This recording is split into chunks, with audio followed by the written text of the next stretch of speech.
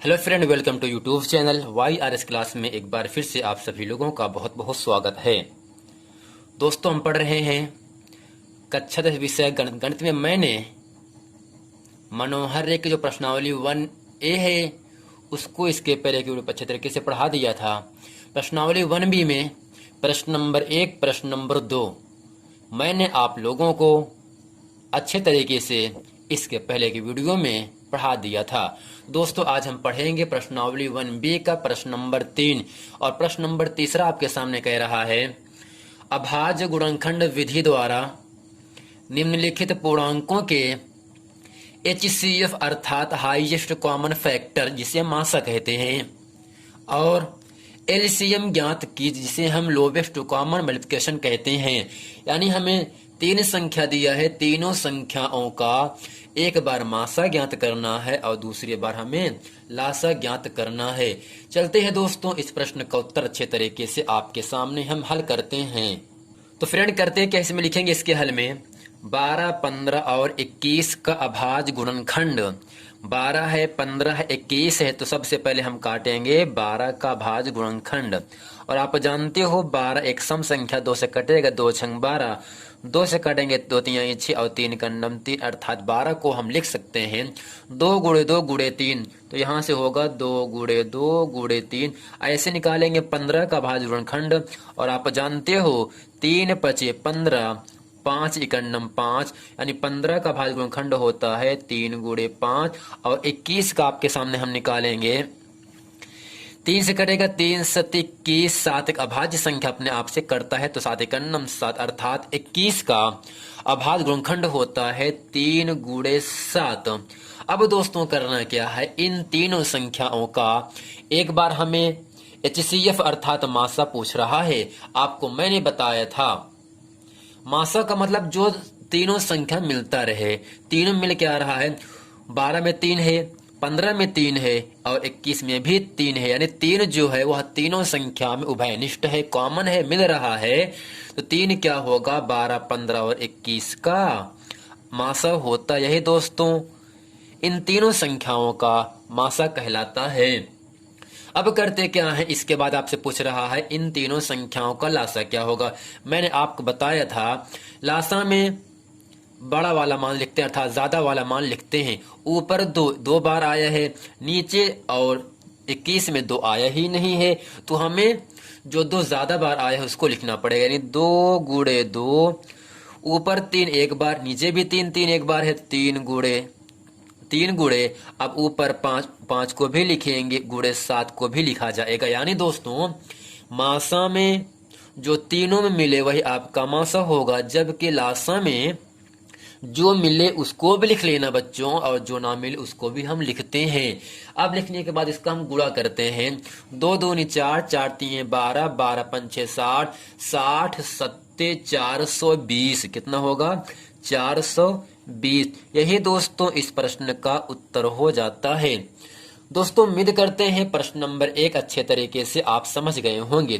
प्रश्न नंबर दूसरा आपके सामने कह रहा है, दोस्तों दूसरा पार्ट का आपसे कह रहा है 17, 23 और 29 का मासा और लासा ज्ञात करना है।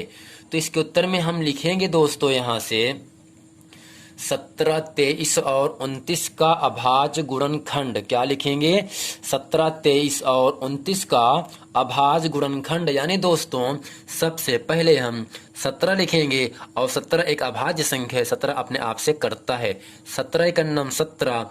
ऐसी 23 भी अपने आप से कटेगा, 23 इकन्नम 23 और 29 भी एक अभाज्य संख्या है। अभाज्य संख्याएं अपने आप से कटती हैं।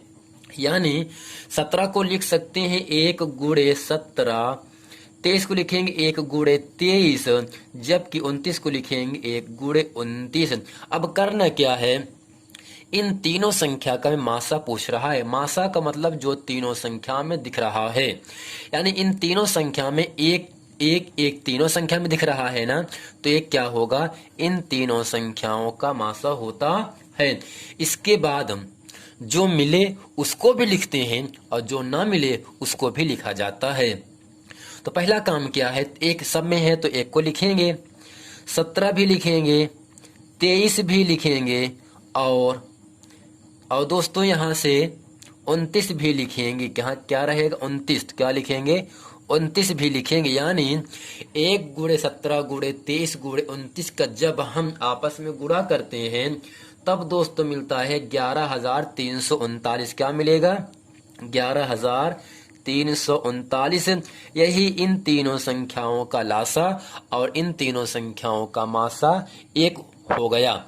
दोस्तों उम्मीद करते हैं प्रश्न नंबर 2 भी आप अच्छे तरीके से समझ गए होंगे। तो प्रश्न नंबर 3 आपसे कह रहा है 8, 9 और 25 का HCF और LCM ज्ञात करना है। चलते हैं दोस्तों इस प्रश्न का उत्तर अच्छे तरीके से हम हल करते हैं। तो बच्चों प्रश्न नंबर 3 पार्ट आपसे कह रहा है 8, 9 और 25 का अभाज्य गुणनखंड की सहायता से HCF और LCM ज्ञात करना है। तो सबसे पहले 8 का हम अभाज्य गुणनखंड करेंगे।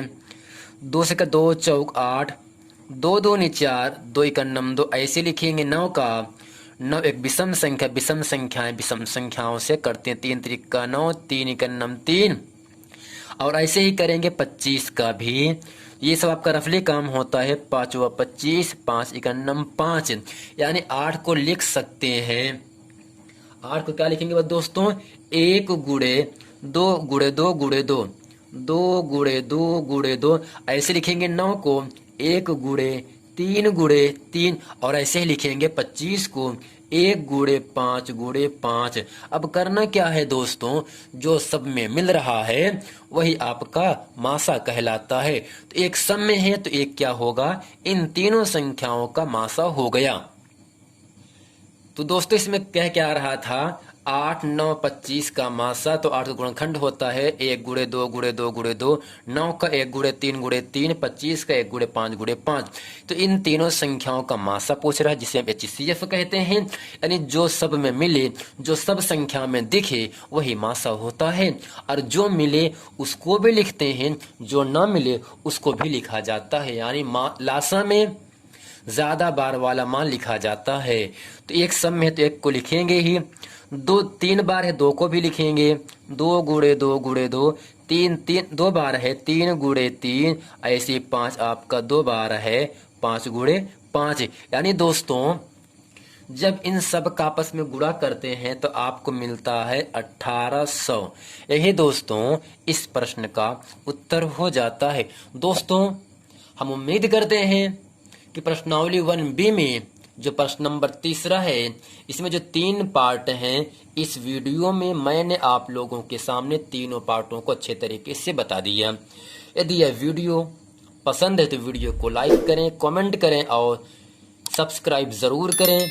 यदि आप इस चैनल पर नए हैं तो इसे सब्सक्राइब कर लें और अपने दोस्तों में खूब शेयर करें ताकि इसी तरह के आने वाले चैप्टर वाइज प्रश्नों का हल आप लोगों तक आसानी से पहुंचता रहे। मिलते हैं दोस्तों नेक्स्ट वीडियो में और हम ये उम्मीद करते हैं कि आप इस वीडियो को अंत तक जरूर देखेंगे।